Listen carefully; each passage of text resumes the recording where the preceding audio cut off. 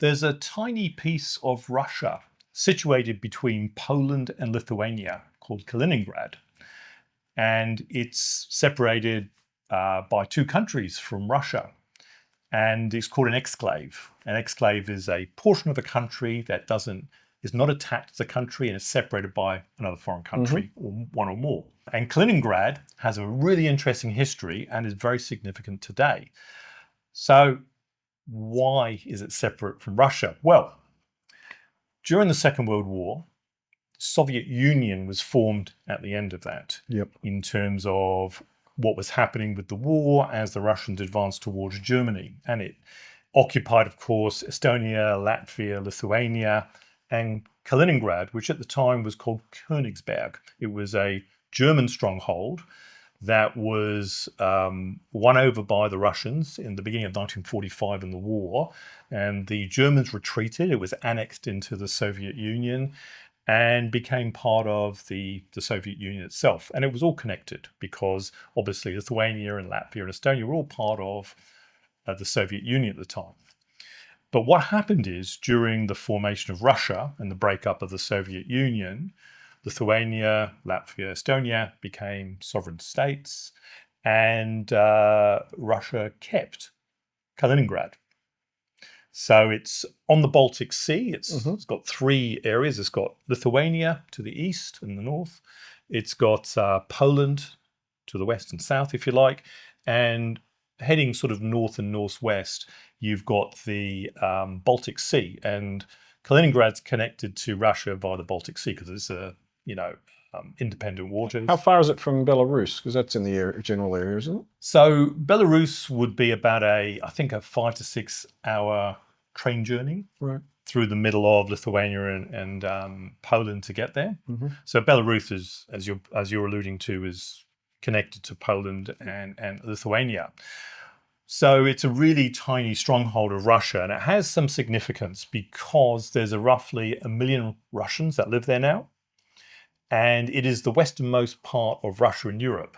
And therefore, it is strategic to Russia in terms of its surveillance presence. It's an early warning system, if you like, for what's going on, if you care to choose NATO or the West as sort of doing things. So it's an intelligence outpost.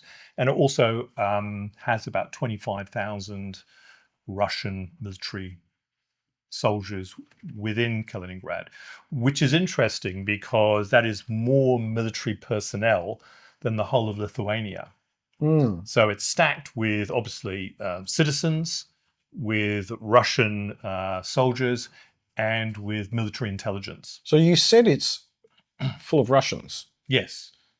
Was it always full of Russians? Because if it's bordered by Lithuania and Poland and separated from Russia, was it always Russians? No, because when it was Königsberg, it was part of the German Empire, and it has it was East Prussia for a while, and it had a whole series of, ownerships from the knights and things, the Teutonic Knights, and there was a whole, from the Crusades, and there was a whole bunch of things over the centuries, but it only became in the Soviet Union's hands in 1945.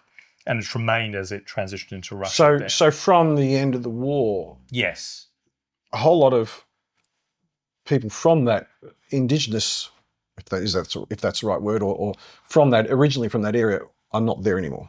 That's correct. So when the Russians Stalin came in, annexed it, yeah, he moved the Germans out, and he installed Russians. So if you look at the composition, it's in the 90% is Russian. There's around 4% Ukrainian.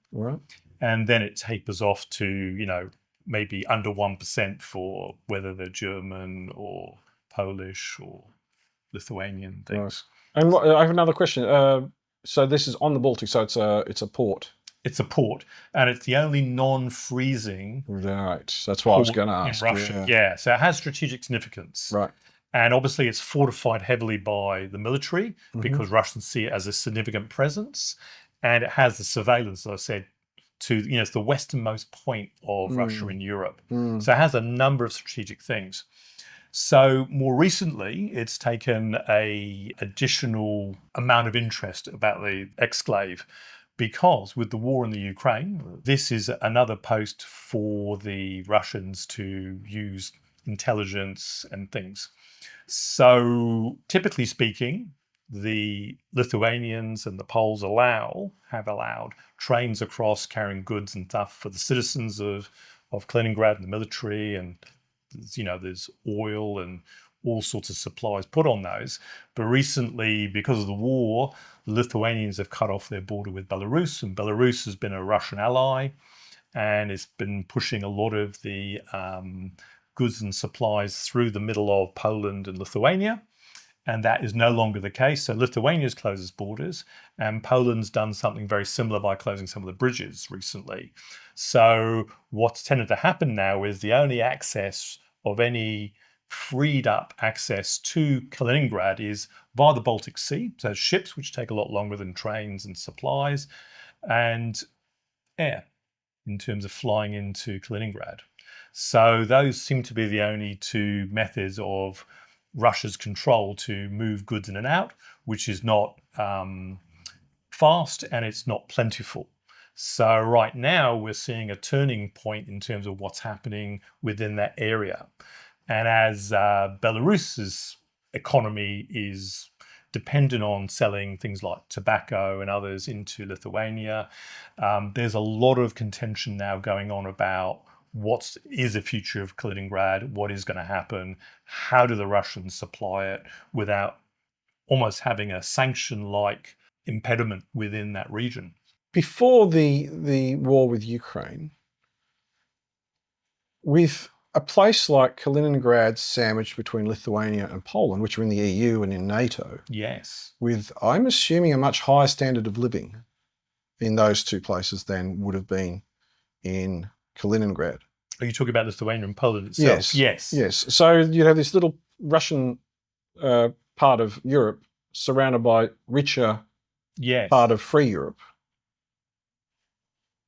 What did the people who lived in Kaliningrad? Yes. What was their quality of life like? Was it pretty dour, or was it? Really interesting question. Well, it is propped up by Russia, right? So the supplies do come in, so it is propped up, but it's a pretty austere type of life there, and it's not necessarily an economy that's growing.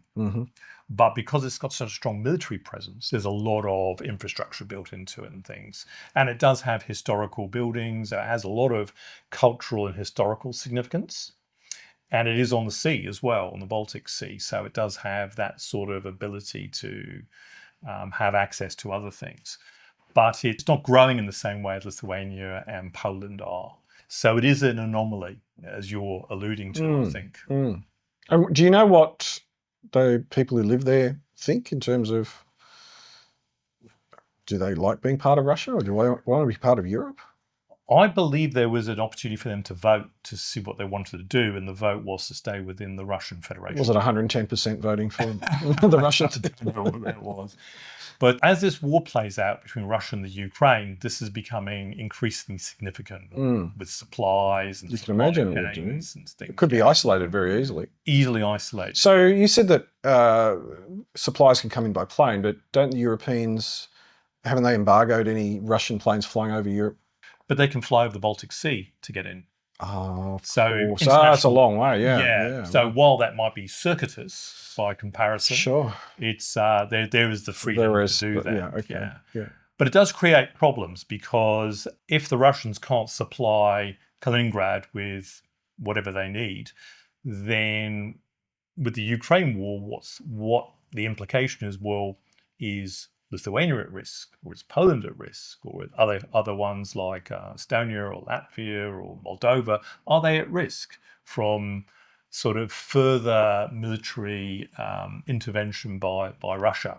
So this has thrown up a kind of an additional conundrum that's going on. It's not highlighted a lot in the press, but it is significant. Well, that's what we wanted to cover today. Well, thank you, Jason. And if you've enjoyed what you've seen, please give us a thumbs up and subscribe. It really goes a long way to helping our channel. My name's Andrew. I'm Jason. We'll see you next time.